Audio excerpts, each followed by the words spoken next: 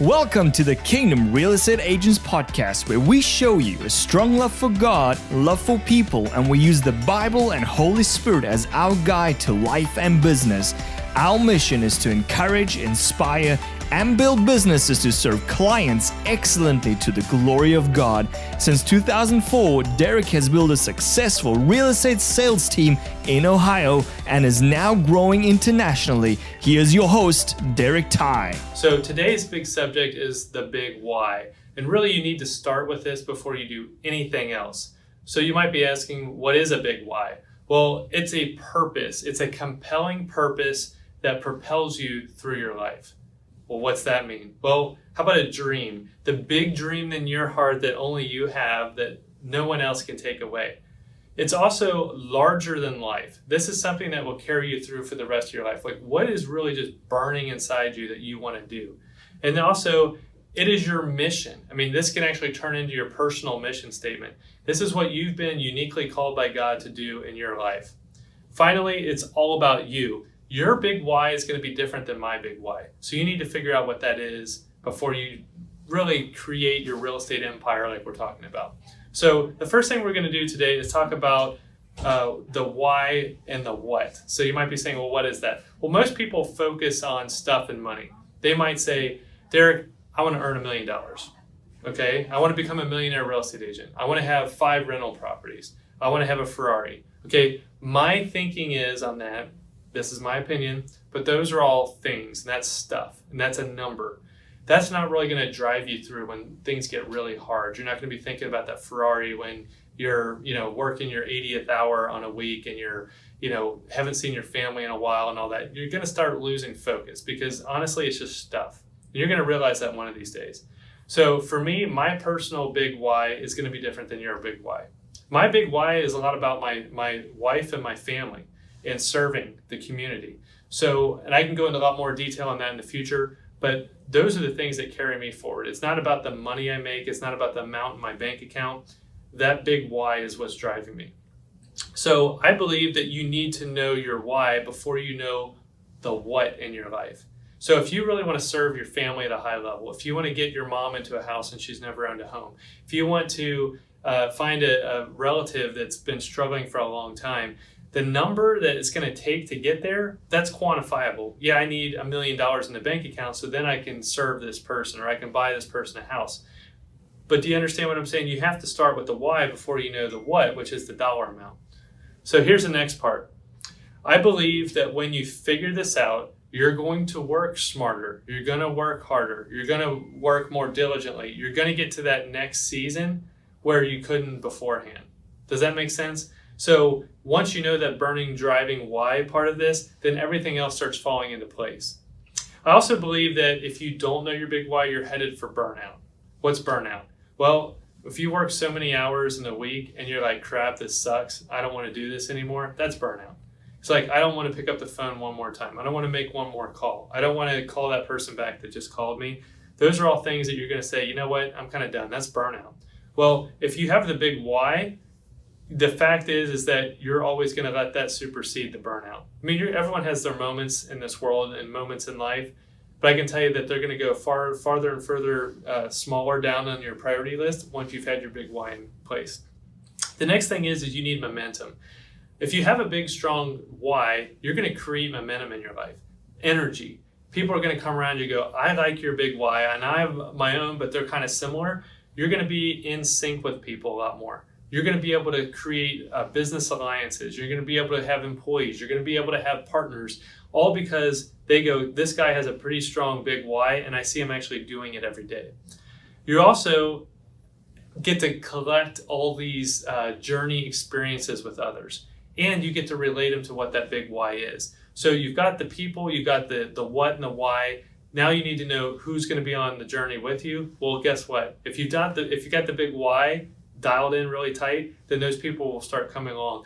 The people that have opposite big whys, they probably aren't going to be part of your world, and you probably are going to want it that way. So the next part is how do you develop a big why? You need to ask yourself, what is my opinion of success? Is success the $1 million mark? Is it being home with my family every night and every weekend? Is it being able to send my kids to college? You need to define that for yourself.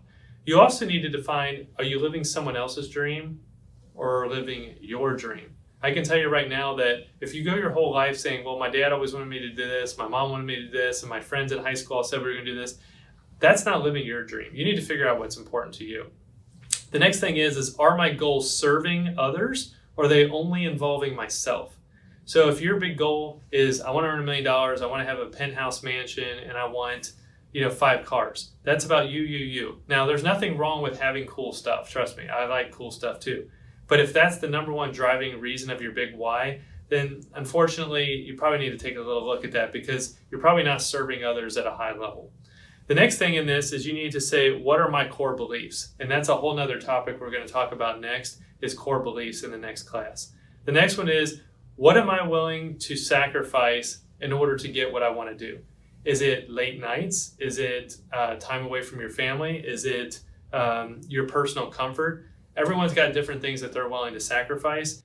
So the next thing you want to do is ask yourself, what do I want others to remember me by when I'm gone? I mean, that's kind of a morbid question. A lot of us don't really like to talk about, but what do you want on your tombstone? There's an old pizza commercial about that, right? So do you want someone to remember you as the person who was always striving to get the next dollar? Do you want them to say, wow, that person really contributed to our community? Do you want them to say, wow, he was a father of 5 kids and those kids ended up becoming leaders in the community? Do you want it to be, hey, that guy started a nonprofit organization serving special needs people? Whatever your thing is, how do you want to be remembered someday? So then we talk about next steps. So this class is all about getting your big why. So let's talk about how to make this happen. The first thing you need to do is develop a strong personal mission statement. I mean, I can give you mine in here in a second, but there's plenty of books and online resources to help you learn how to actually get that down on paper by putting together your thoughts and actions, and then your mission statement can change throughout your life. Don't feel like once you write it down, that's it. The next thing you want to do is put your mission statement and big why somewhere prominent. So I like to start with a bathroom mirror, or maybe on your dashboard of your car. Just don't read it while you're driving. Or maybe it's in your office right above your computer. But you need to revisit this mission statement and the big why often so you remember really what you're all about. The next thing to do is share your mission statement and big why with family, friends, or a partner. Make sure that others know about what your big why is and that you're able to talk about it. Because once you've shared that with somebody and they know what your personal mission statement is, when you start making decisions in life, we all have to make 1,000 decisions a day.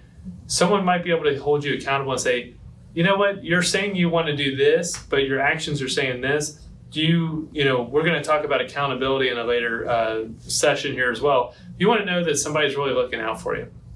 The last things you want to do are find out every day to live out loud. And what do I mean like that? Well, I mean that you want to see your mission statement, read your big why, and actually do it. You can hypothetically talk about this stuff all day long. Okay. The next thing you need to do is read your mission statement out loud every day. There's a huge power in your voice. When you put something out in the universe and you say, this is my mission statement. When I do that every day, it actually helps remind me personally, but it also, I feel like other people can hear it. And, the universe kind of responds to you. I feel like, if you have a mission, things start kind of lining up with that. So my personal mission is to build, inspire, and love others so that they live up to their God-given calling and live life to the fullest. I say that out loud every morning, so I've memorized it. You need to have one, and probably a year from now I might tweak it again. But I want to inspire other people to live life to the fullest. So last, I want you to give yourself permission to change this mission statement and big why. Whatever you believe in today may not be 100% what you believe tomorrow. So give yourself permission to change it. That means go ahead and throw it down in writing, do the best you can, and then modify it over time.